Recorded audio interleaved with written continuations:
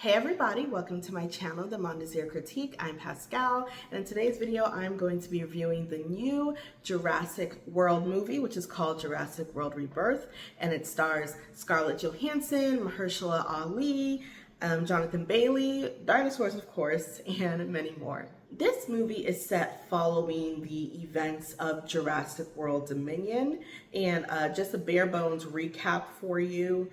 I believe in Dominion, they decided to let all the dinosaurs roam free, so they're, living amongst humans.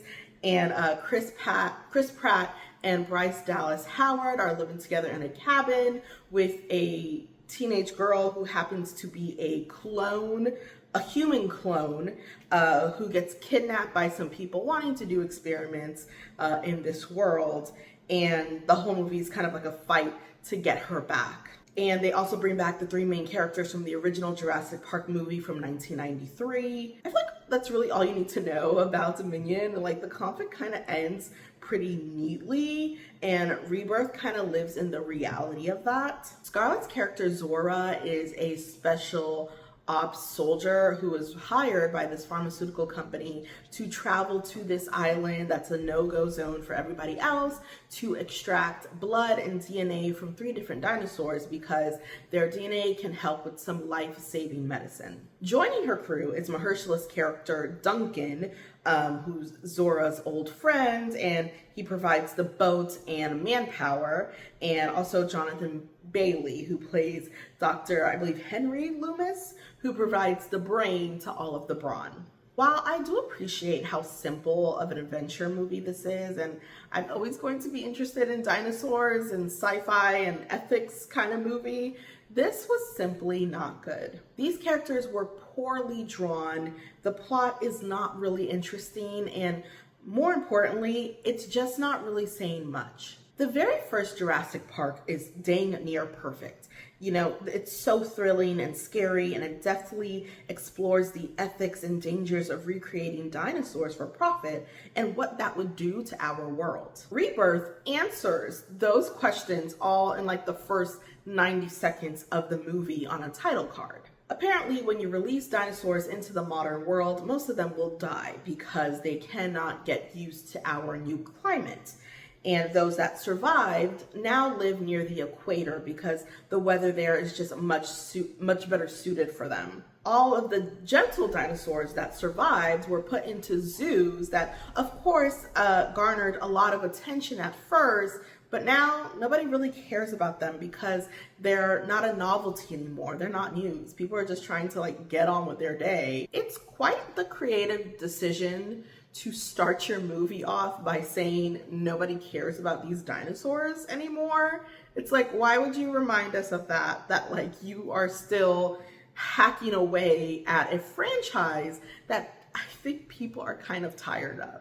And if we have come to the conclusion that planet Earth and its inhabitants will ultimately survive a dinosaur invasion and actually become quite bored of it, why is this movie called a rebirth? What idea or reality was reborn here? I guess it's nice that the mission here on its surface is a noble one, but surely there was a better way to get to this island with all these dangerous dinosaurs to extract this DNA, instead of using a rickety boat and pretty much risking human lives. There's a whole plot point featuring the shady pharmaceutical company owner that explains why they're making the journey in this way, but it's still not really justifiable. On their way to Dinosaur Land, Zora and her crew rescue a father, his 2 daughters, and the teen daughter's boyfriend because their boat capsized after sailing too close to that no-go zone,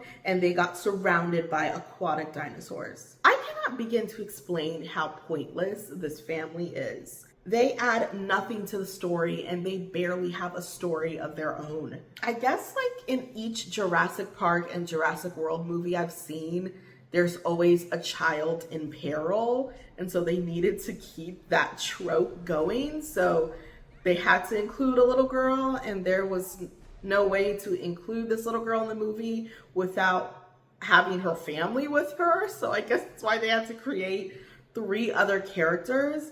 But there is just literally nothing interesting that comes from this family and this side plot. They're such empty characters, and it's actually only the boyfriend that gets some sort of story, you know, and character arc, and he gets to play the hero, and the rest of them are kind of just there. It's a really bizarre decision. One thing that really annoys me with these like monster movies or massive animal movies is that they tend to fill them with lots of humans, and they use the monsters too sparingly. The last two Godzilla versus Kong movies also did the same thing. There are like 20 human characters that are so boring and paint by numbers.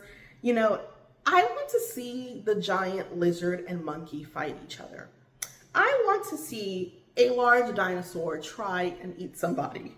That is what we're actually here for, and it's so annoying that they hold back on lots of scenes with these monsters to kind of deal with these humans that are just really not that interesting. That's really all there is to say about this movie, unfortunately. I didn't really like anything about it. Mahershala was very charming, but he's always charming. And I just wish he was in a movie that was worthy of his talent. I was also really surprised at how many scenes they recreated from Jurassic Park. Jonathan Bailey kind of unconvincingly tries to get emotional seeing a dinosaur for the first time. There's also a scene where they're being chased between the aisles by one of the dinosaurs, like the kitchen scene in the original movie. There's also a cool shot of the T-Rex pressing his mouth against a raft that is a nod to the T-Rex kind of pressing its mouth against the sunroof of the car in that first movie. They also redo the famous flare gun distraction scene like in the first movie with Jeff Goldblum. And again, that one's a truly baffling decision because they did the flare gun distraction scene in the last Jurassic World movie that we saw, featuring Jeff Goldblum. And like, why did we feel the need to remake that like 2.5 years later? These moments felt less like sweet homages and more like, hey, remember when we cared about these animals and these movies were a little better? They just all fall flat. Unfortunately, you don't title a movie franchise Rebirth if you don't have plans to make more. So I'm certain that more sequels are on the way. And if they are inevitable, I just hope that they have something cool and interesting or meaningful to say. That's literally all I want. Something meaningful and lots of scenes with dinosaurs trying to eat people.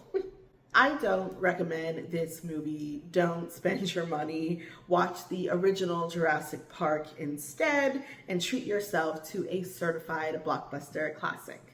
And that is the Montessori Critique. Thank you so much for watching. Please like and subscribe, and I will see you guys later.